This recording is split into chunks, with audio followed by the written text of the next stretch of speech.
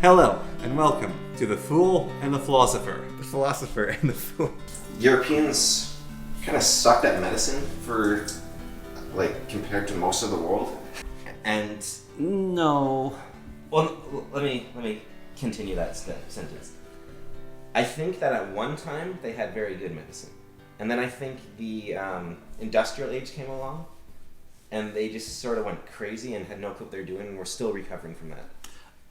I'm also going to disagree on that. Okay, because I think the rationalist Enlightenment movement wrecked medicine in some ways. I think what happened with industrialization is a whole bunch of new problems showed up that we didn't have before, and so there's no ways to treat them. And I think that a lot of local medicine was stopped used in a lot of Europe. But for example, when the sailors got scurvy and the First Nations boiled spruce for them, right? So I'll explain. Do you know the story behind scurvy? And why it became common among sailors? I'm guessing because hardtack was invented and they stopped using pemmican or something? No. Okay. So, scurvy was known about. Yeah. And people would go, you need a certain amount of... we know it's a disease that can be countered by you eating limes or oranges or lemons. Yeah. So we just have to eat these when we go sailing. But it's unpleasant to eat them because they're quite sour. So you would turn them into juice, and it made them longer lasting. They could be stored longer. It was better to have them. Juice was still unpleasant, and so they'd add sugar and water to the juice.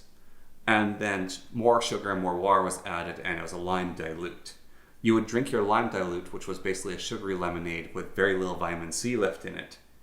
And you drank it because that's what you did for medicine, and they stopped realizing it was to treat for scurvy, and so people started getting scurvy.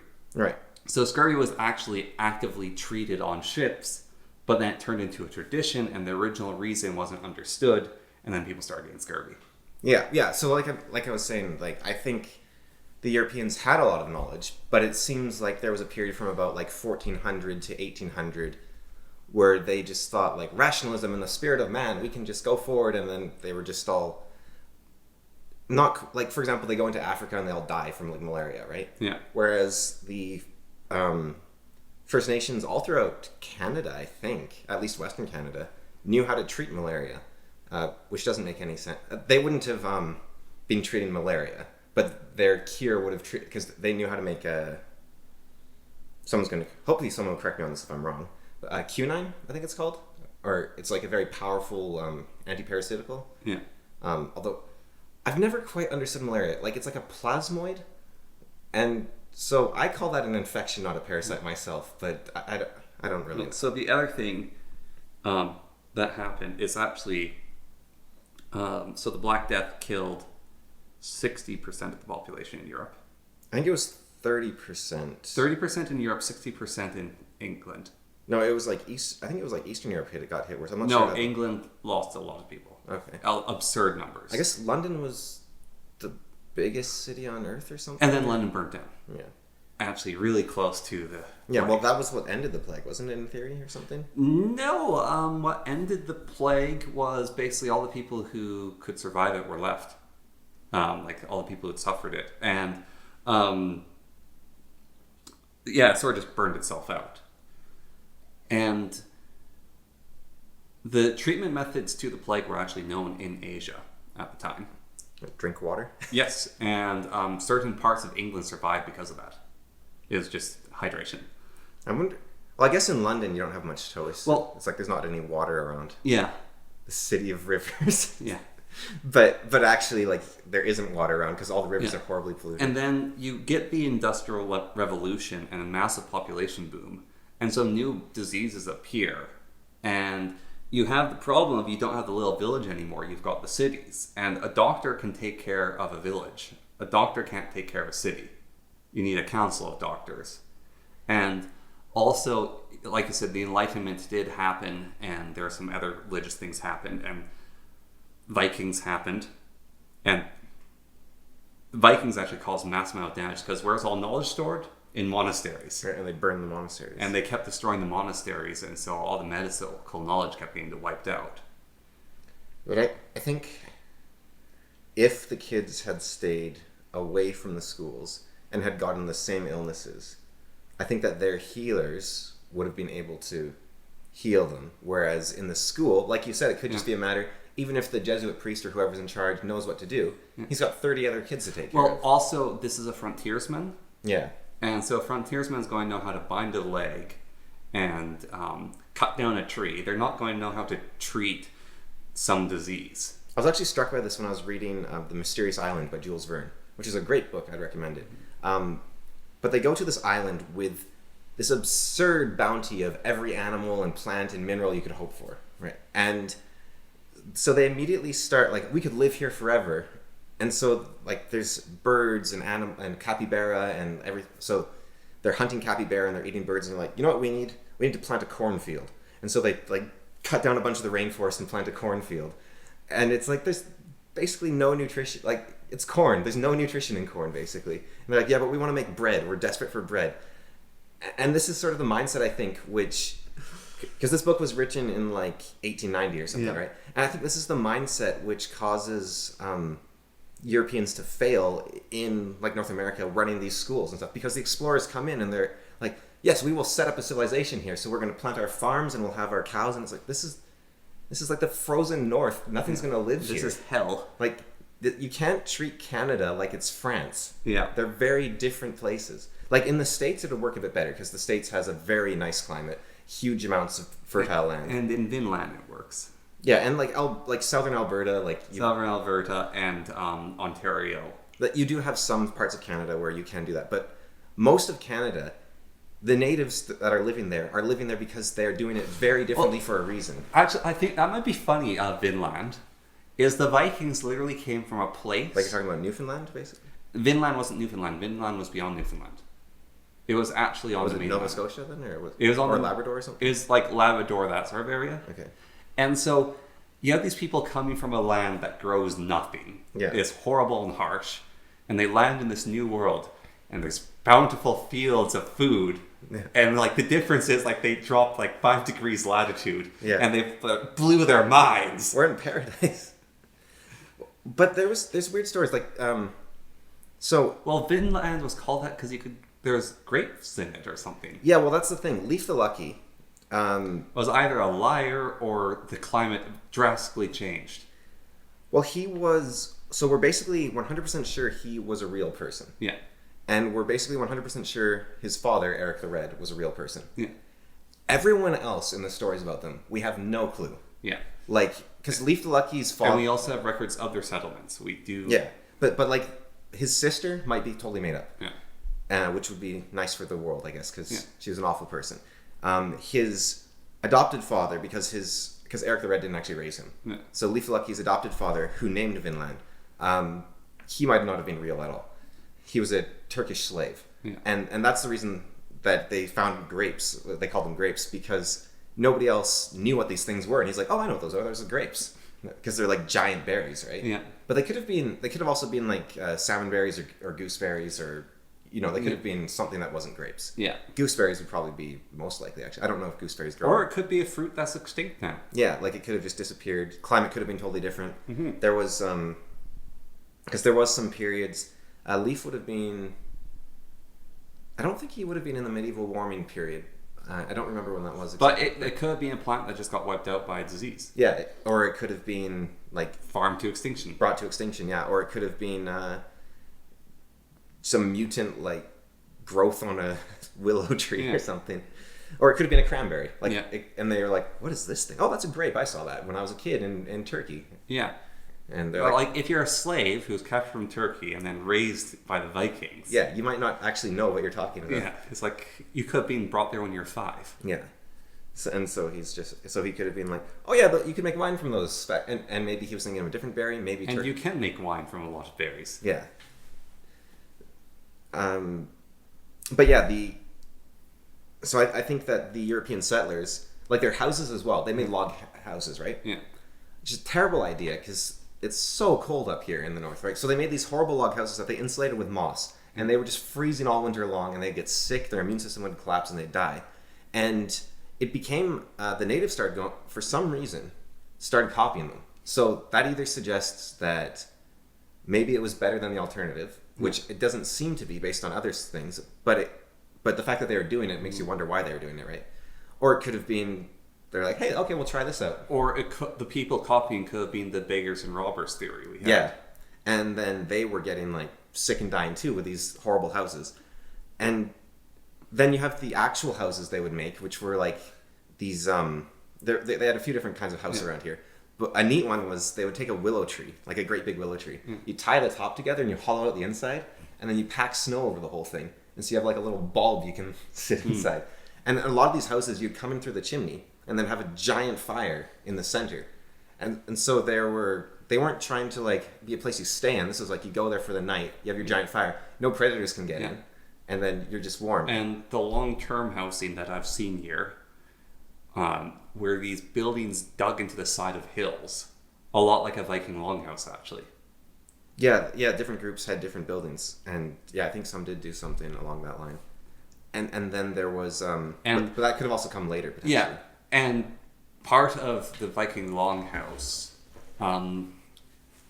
so here's something interesting about Viking longhouses. They were log houses, and they had very similar climate to actually northern Canada, but they were warm because of tapestries and furs, and the walls would literally be covered in insulation that looked pretty. Yeah, well, I think it's a lot colder in interior Yukon than like the Norwegian I'm talking coast. about Canada in general. Yeah, and like the Norwegian coast. But there is another interesting thing, which is that, like, have you ever seen... I've been seeing it more and more. I think it's either getting made up more and more, or we are putting together the pieces more and more. But I saw an elder recently. He was doing a photo shoot. He normally just wears, like classic plaid shirt and jeans, but he was wearing like traditional First Nation garb, and it's gorgeous. Like, it's this bright red outfit with like these beads and these black like designs along it, and I think a lot of the really cool stuff, like the First Nations here might have had tapestries on the wall, right? But it like there's I've been leaning more and more towards that like post-apocalypse theory, essentially, of like something. Well, a lot of their stuff probably looked like the Russian, the Siberians. Yeah, and their stuff is beautiful. And if you look at their buildings, like even their building designs, they've got like these permanent tent structure things that they would make, and these like dug-in hill buildings. You ever seen the Tlingit? They call them... This is another problem. You read a history book, right? And so the Tlingit were fond of copper knives. Okay. And you're like, oh, okay. And so you think of like, they've got this little like orange thing on their belt, right? Yeah. You look at a picture of these things. And it's a short sword. It's like it's like an elaborate sword. Yeah. Like, it's got these beautiful designs. It's got this pommel. It's got a hilt. It's got like these curving lines through it. Like, it's not just a sword. It's like an ornate sword. Yeah. The description did not do this justice in the slice. And then you're like, oh, and they would wear like masks when they go into combat. And you're like, okay. And then you look, it's like, no, this is a mask in the same way that a knight with like a dragon icon on his helmet. They were wearing full helmets, like metal helmets even, with, I think they were mostly wood helmets. They had armor they were wearing. It was either made of willows or sometimes they would coat like bear hides with concrete. And so you'd have like these concrete like suits of armor, and they were bulletproof suits of armor. Yeah. Like, sorry. They probably wanted the like super decorative masks. Those were probably more ceremonial, because the knight's dragon thing on the helmet, you didn't wear that in battle. You wore that in a tournament. It sounds like they did wear these to battle because they were meant to be intimidating. And so like the samurai mask. It's closer to the samurai mask. Their armor looked a lot like samurai armor. Yeah. Their masks looked a lot like samurai masks. So it could be, because the Japanese had wooden armor too, so it could be inspired. Or either way. Yeah, that's what I'm saying. It could be. More likely that the Japanese inspired the Tlingit, and that's because when the Europeans made it to the coast, they came to a village that had never had outside contact before with Europeans. There was Japanese fishermen living in the village because they'd been shipwrecked and they'd been adopted into the village. And so there was probably quite a bit of the occasional... I imagine like the Europeans showing up, and it's like, whoa, and there's just a Japanese guy there looking at them. And they're looking at all the Tlingit around. Yeah. And the center village is just a Japanese guy with his fishing rod, and they're just... What? And they're pointing at him, and he just, like, Well, there wouldn't be like in appearance and in culture. There's not that much difference. Like they're both dualist cultures. They both have like the what's it called? The swastika. Like the four whatevers, four elements. The windmill. Yeah, but like they both have swastika. Why am I pronouncing that so weird? They both have swastikas. Yeah. And like I said, they both have dualism. They have the same myths. Like they have Crow as a figure in the Chinese, like Eastern China, on the coast. They have stories about crows like eating the sun and stuff, and they have stories about a hero who like protected the sun. Do they have dragons? Do they have? I don't think they do have dragons.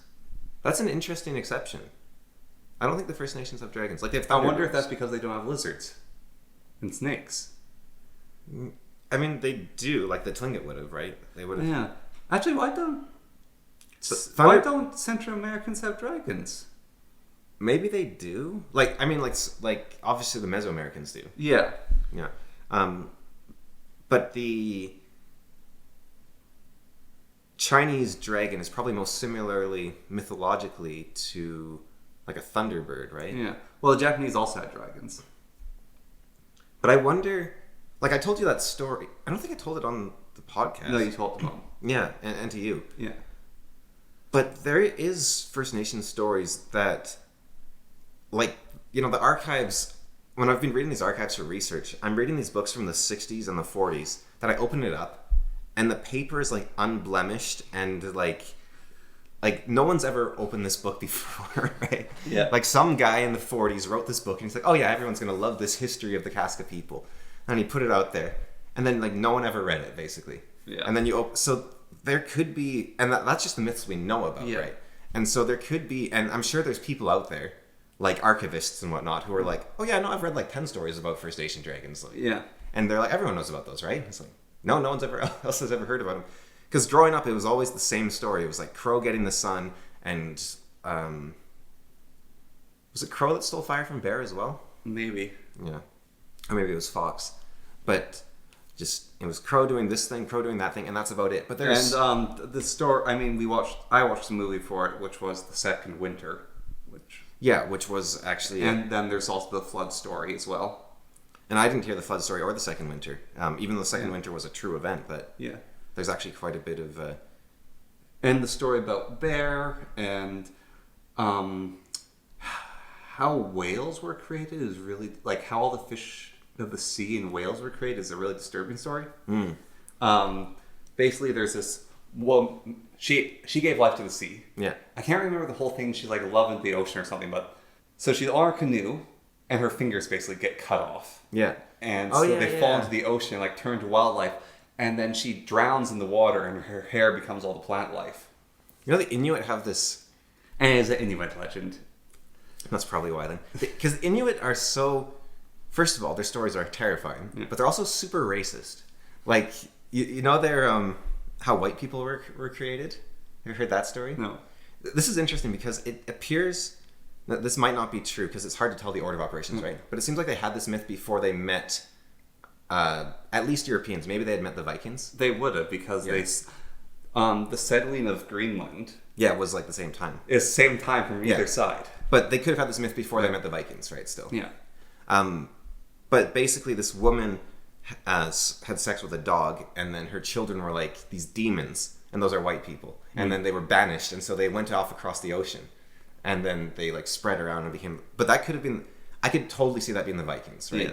Like you've got these hairy savages across the sea. I think it's the Inuit have the holiday where they wear demon masks and beat naughty children. Yeah. That is Inuit? Yeah, that's the Inuit. Yeah, so they have this whole legend which is there's a day of the year, like Christmas. Yeah. It's actually it's like very Christmas, similar to Christmas, yeah. Which very similar to Krampus actually. Which is so the elders and the parents will tell the young men of the village who the naughty children are. And then they warn children, like, on this day, demons come out of the wastelands, beat children, and drag them off the waste and leave them there to die. And so the young men go and they grab the children, and wearing demon masks, they beat them, and they drag them off into the wastelands and leave them there. To think about what they've done. Think about what they've done. Yeah. And they drag probably the children like 10 minutes away. And so that's like the wastelands for a young kid. Like walking back, like 10 minutes walking back is going to be a long time. Yeah. And then they probably like look after them, make sure they come back, and all that stuff. And then I think the good children would actually get presents as well on that day. So now, unfortunately, I don't remember the story that well, but I think it's really cool. So there was it was like livestock was missing, or like animals were dying mysteriously, I think, in the village, was the story. Like they weren't finding game or something. Yeah. And then one day they saw that, and so they went to the shaman and they were like, okay, we've got, like, our animals are all dying and we're going to starve because we can't hunt properly. And so the shaman, I think he blessed their arrows or something in order to... I've never heard this story. No, it's the story I told you. Oh, yeah. It's very similar to the story of Grendel. Yeah. Right. So he blessed, like, the hunter's arrows, I think it was, in order to find this animal. And then they go out and... Yeah, animal's invisible anyways, it turns out. They made the arrow a special color, is what you said. Yeah. And that let them see the animal, or let them hit the invisible animal or something like that. So they hit this invisible creature that's been killing all their stuff anyways. And so the creature flees, and then I think it eventually dies. Like, it's wounded and it dies. And so they're, okay, we've solved our problem, all good. And then the shaman has, like, a stroke or something, and he has a vision. Yeah. And he says, okay, look, there's going to be, the creature's mother is going to come. Oh no, he uses the special arrow to track it. That's how he does it. Right, he tracks it down with the arrow, and then he finishes it off or something. But then he says, that thing's mother's going to be coming, so look for it between those two mountains there. Yeah. And they're like, what kind of instruction is that? Look for it between the mountains? That could be anywhere. And so they're waiting to see this thing appear, and it's like a night, and then they see like another moon appear in the sky, and then another moon as its eyes open between the mountains. This thing's like so big it fills up the entire valley. And they're freaked out, and they're like, okay, what do we do here? And Shaman says, I'm going to go out to them, but you have to catch me. Because if I come flying back, you're going to have to catch me. It's like, what? Okay, and if you can't catch me, you're going to have to beat me until you can catch me. So, what does that mean? And so then the shaman's like levitates like 3 feet off the ground and flies off towards the mountains. And he goes and talks to the creature, and then he goes just rocketing back from the mountains. And so they catch him and they put him down, and he's like, they can hear the monster roaring at him.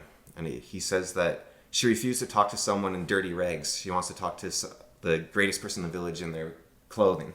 So we need to find clean clothes. But they don't have any clean clothes because they've been, I guess, the other creature's probably been ruining their lives or whatever. So they're looking for clean clothes. And the only clean clothes they have is the shaman's wife's dress. So he puts on his wife's dress and he flies out to the creature. And then they hear it roar again, and the shaman comes rocketing back. And he's naked, and they catch him, and he's, what happened? It's like, said she didn't want to talk to a woman, she wanted to talk to a man who's actually in charge. And so because she thought he was a woman with a dress on. So then he heads out naked or something. I'm not sure how that one goes. And he convinces her to leave somehow. And then he comes flying back, and he's going so fast they can't catch him, so they have to beat him with sticks until he stops hovering, and then they can restrain him. And he's like in a fit for like a week or something, and then he says, okay, we agreed, she'll leave and she won't harm us anymore, but we can't go past those mountains or something like that. Very much butchered the story, but just the imagery of a creature that is like the size of a valley, where its eyes are the size of the moon in the sky, and it's just so far away. It's very Chinese. Or like Norse as well. Yeah. Like it's very Norse, and it's not the kind of story you hear ever growing up, as far as I'm aware. Like, I've never heard like, you hear about Bigfoot, you hear about Crow, you hear about these gods, you hear about these little folk heroes and stuff, but you don't hear about like this almost mythological, supernatural. I think it's a Chinese myth. It's from like the Asian region, which is there's this mountain range that has this very distinct gap, and the story comes from that basically a giant went and just grabbed the mountain and pushed it out of the way. It's really neat when, like, we talked about this last. I don't know, was this on the live one? I don't know. We talked about this previously, like the clashing rocks in Greece. Yeah. Where ships, if they went between the rocks in the ocean, the rocks would slam together and crush the ship. And then I think it was the Argus went through so fast. Or no, I think it was actually, it wasn't the Argus, it was Odysseus. Yeah. He used the bag of winds to go through so fast that it couldn't crush him. And then the rocks got angry and gave up and were forever still. And you can just go to those. They're still there. Well, I think one of the really cool things... And this story with the giant between the mountains. Yeah. The shaman is known. Like we know his name Yeah. and we know his family, and so it's like this was like, so the story was told by a woman who her daughter just died recently of old age. Yeah. I think it was her, and this was about her great grandfather. So that's maybe 200 years ago, right? Yeah. At most. Well, remember when we were in Japan, Yeah. and we went hiking in those mountains, Yeah. and we came to the rock, which I was shown the first time, which was there's this like square stone in this one Japanese mountain, which is covered in lines, like these scrapes, and it's where the gods divided up the world. Oh, and so they're just like Is they divided up the territories of Japan, is the legend. And it's this rock you can just go to, and it's on the hike in the mountain, and it's this incredibly sacred space that's just there. There's no shrines or anything built around it. And so where the gods just went, yeah, okay, you can have that bit, and I'll have this bit, and then he'll have this bit, and this is just where they divide up. And we didn't see it that time, but when I was first there, when we were walking to, I was just taken for a walk, I think, through the local countryside. And there's just this little bunch of trees. And there's a shrine in the center of it. Yeah. And it's like, this is where the local god lives. Yeah. What? Yeah, the local god lives here. Japan, and that is something that I don't think the First Nations here do. No. I don't think they have kami or an equivalent, right? Like they don't have like like they do have spirits, but the spirits tend to be more conceptual rather than location based. Because if you read a bit of Japanese mythology, first of all, like 3/4 of their gods are apocalyptic. Mm-hmm. And they worship them so that there won't be a tsunami or a hurricane or a flood Or the sun sheets keep or a shining. tornado, or that it'll just rain forever, or like lightning. Like The mountain will come down and destroy you. Japan is. We were talking about how last time how Mexico is like a paradise, but it's full of.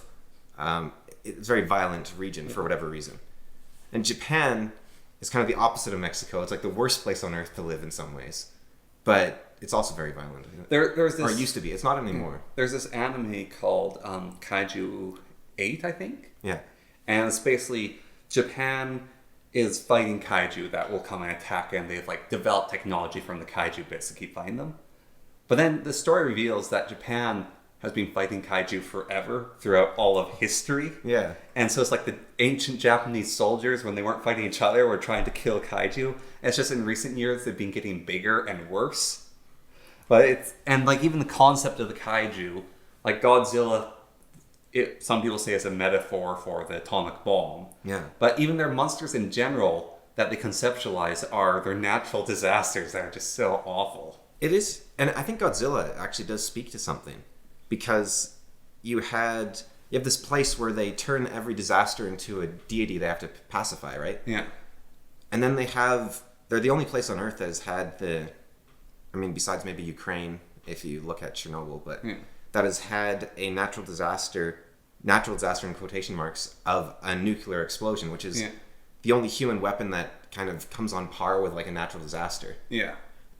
And that was, and then they instantly turned it into like a essentially another kami. But it's also weird because Japan doesn't recognize the bomb a lot of times, and they don't talk about it as much. Like you can get in trouble.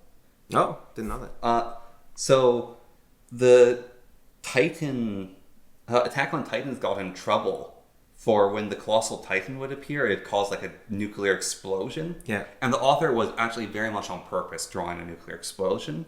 And so it got in trouble, and they almost refused to show the anime because of the visuals of the nuclear bomb. But when we were in Hiroshima, they have like the center of the city dedicated. It's a weird sort of like, it's impolite to talk about it. Right. But they have so many references to it all over the place. And I assume that Hiroshima and Nagasaki are maybe different culture there too, a little bit, because they were there, and every day they walk by like the burned out. I don't know if Nagasaki kept a section or not, but Hiroshima has a bridge and a building. They turned the entire fallout. What would you call it? It's not fallout exactly. The entire strike zone. Yeah, Area Zero. Do they call that or something? Ground Zero.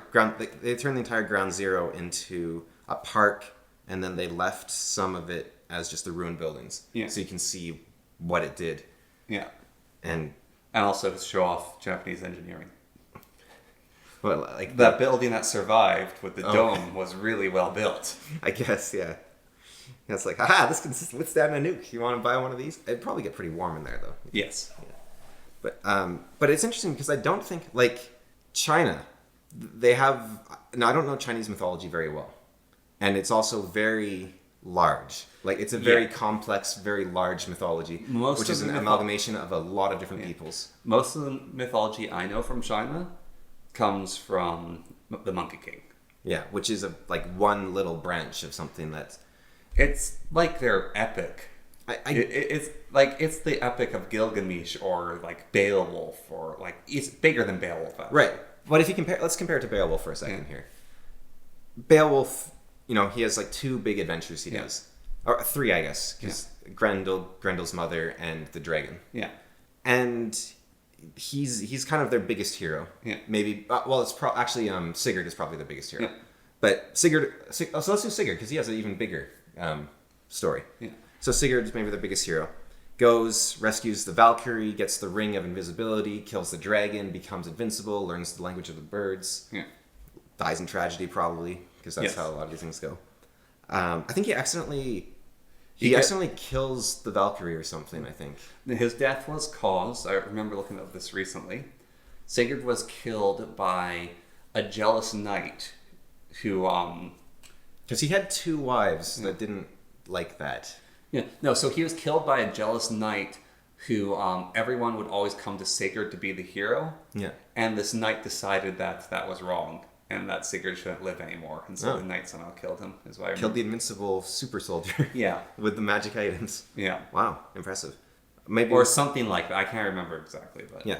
But if you just read Sigurd's story, you would not know a huge portion of Norse mythology, right? Like you wouldn't know how Ymir, I think it was, created like the universe, created the world, like the ice giant that died, and the cow that licked him free from the from the ice. Sorry, and you wouldn't know about like the gods and Thor's exploits, and Tyr and Ragnarok, and story of Loki and the halls of Valhalla and the Skaldir, whatever they're called, the singular warriors, who through 72 doors leave 12 soldiers at a time or whatever it is, which is, if you multiply it together, is the rotation of the wheel of the heavens. And like, there's a whole lot going on in there. Yeah. But Sigurd is just like this one little slice into it. And so I think the Monkey King is like that too, where he's... Yeah. Because you don't know like all of Buddhism, right? Buddha's just this... Well, the Monkey King story is about the path to Buddhism, though. It's like the journey to the West is a very big story. And I've heard, I think I'm getting this right, that a lot of people become fans of the Monkey King, not so much through reading the Journey to the West, but maybe just reading like the first few chapters, which I've only read the first few chapters. A lot of people become fans of the Monkey King because of Dragon Ball Z. Oh, Dragon Ball Z as well, I guess, yeah. And then they think of the Monkey King as this sort of unbeatable greatest hero ever. But I think part of the point of the story of the Monkey King is how small he is compared to so much of the world. So Monkey King is unbeatable greatest hero ever. It's just there's things greater than him. And that's the problem. So right at the start, the bit I read, where he challenges the Buddha, essentially. Yeah. So that's before the Journey to the West. This is the prologue to the story. Yeah. Is the Buddha imprisons him in Five Finger Mountains. And so then, I can't remember the priest's name, but a priest comes and frees him. And the Monkey King used to be a god, but they have this weird designation of there's like gods and there's monsters, and monsters can go back and forth between gods and monsters. Yeah. And so he was a god. He was kicked out of heaven. And so he's in prison in the mountains. The priest came and freed him, and then he was a monster. And he was going to eat the priest. And so the priest asked Buddha for help, and that's when he got his crown. And whenever the priest chants the mantra of Buddha, the crown tightens on his head and heats up. And it causes so much pain that the priest can basically control him. Yeah. And then the story of Journey to the West is the priest is traveling on his horse, which is a demon, with the Monkey King, who's a demon. They encounter a pig, who's a demon, and a bull, who's a demon. Right. And they travel together, and the priest basically redeems each one of these monsters. And a lot of the conflict is basically the Monkey King's not there to save them, or the Monkey King refuses, or they get tricked like with the spiders. They go to an inn that's full of spiders. and the spiders seduce the pig, because the pig is meant to be the body of all sin. So he's a glutton, he's lustful, he's wrathful. And he's supposed to marry the spiders, but then the pig finds out that he's going to get married to a spider. Right. And that freaks him out, and so they run away. So is it kind of... And the Bull King, who's with them, who's also in Dragon Ball Z, is ridiculously powerful. He controls the winds with his fan, and he puts out the fire on the ever-burning mountain with his fan. So is Journey to the West kind of like... So Journey to the West, the story, to do it in brief, is they travel throughout all of China to go to India. And the monk gets there to achieve enlightenment, and along the way the Monkey King does as well and becomes a minor Buddha. So it's kind of... Would this be correct in saying, like, it's kind of like Lord of the Rings, where the monk is Frodo, like the main character, but everyone's obsessed with Aragorn, like the Monkey King, sort of. Yeah, kind of. It's more accurate to say the monk is Gandalf and Frodo combined. Yeah. And then the Monkey King and the other adventurers are like Aragorn and Boromir and Legolas. Like the side characters that everyone falls in love with. Like he's not just Frodo, he is also Gandalf, because he is their moral compass. He's what's keeping them in charge. He's the leader of the expedition. Right. He is a wise guy. Yeah. Yeah, they are sent, like the Monkey King is his guard appointed by Buddha, and the Bull King and the pig follow them. Because, like what you said, And then there's sometimes legends. This is where it gets muddled to me, is there's a lot of times legends or people talk about, but I feel like this is fan fiction but not certain, is basically the Monkey King rebels against heaven, and the others try to fight with him, but heaven's too great and they get beaten. Right. And sometimes the reason they try to rebel against heaven is the monk turns into the Monkey King's best friend, and then he gets there, and the Buddha kills him, because that's just what the Buddha does. And they rebel against that concept of like, no, this isn't fair. There's more to life than just you live and you die. And the Buddha's like, no, that's the way of Buddha. And so they try to attack Buddha, and then they have to go through the Celestial Court, which has like the Celestial Emperor and Celestial General, and they have to fight them. I wonder if that's kind of the same story as the Epic of Gilgamesh, where... well, I think it might be like King Arthur, which is more gets added to the story. And But just like that idea of the monk dying. Like, the Buddha might have not killed him exactly, but... Because, like, Epic of Gilgamesh... Like, most of my knowledge...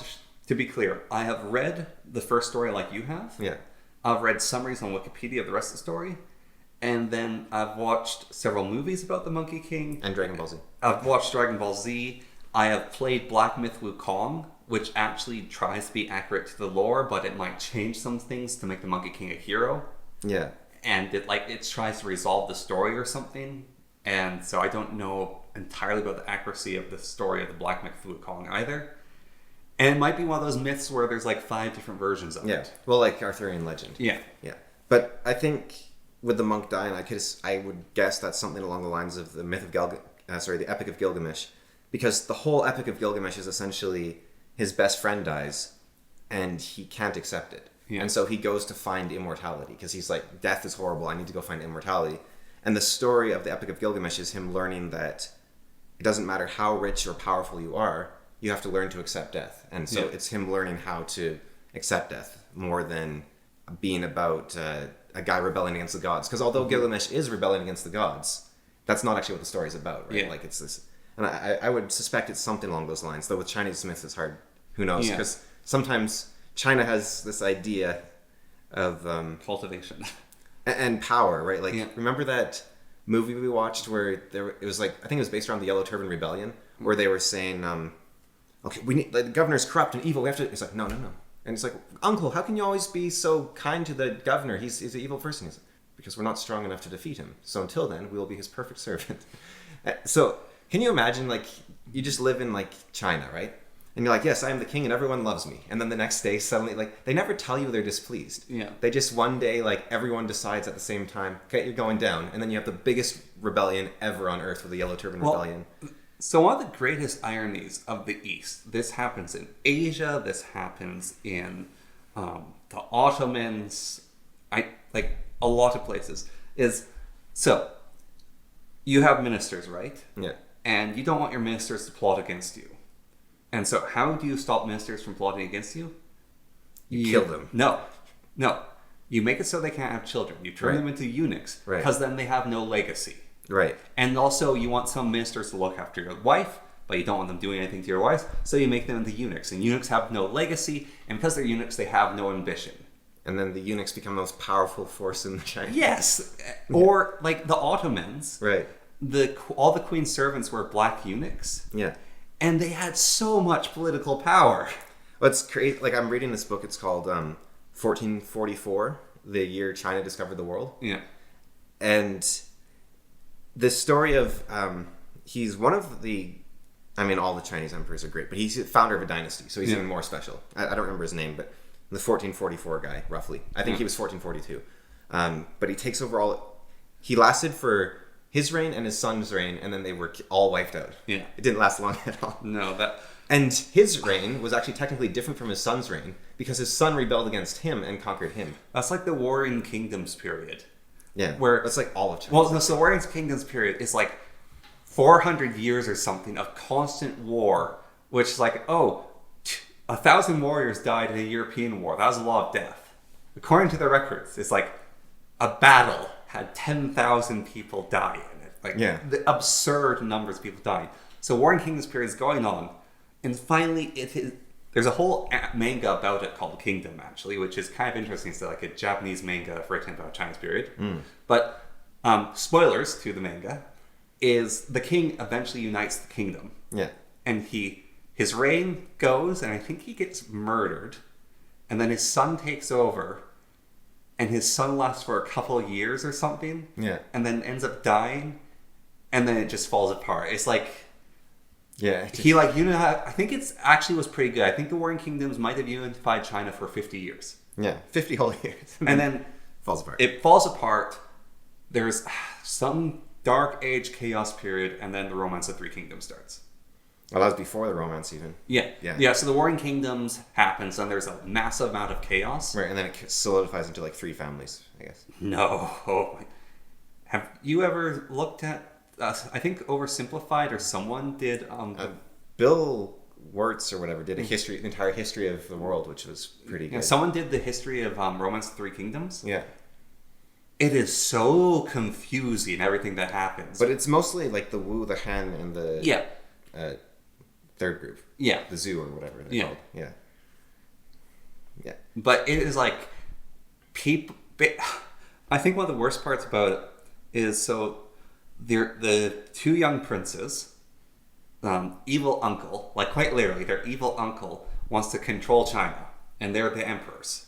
Well, one of them's the emperor, but he decides the older son he can't control, so he has him murdered, and the younger son becomes emperor, his younger nephew, and he rules him from the shadows for a short while, and then he decides, wait a minute, if he dies, I'm next in line. So he kills him off and becomes emperor. Oh, however, while he's emperor, someone else is saying, no, I'm emperor, actually, because it was promised to me. And then someone else said, well, if we're just killing people, then I'm emperor.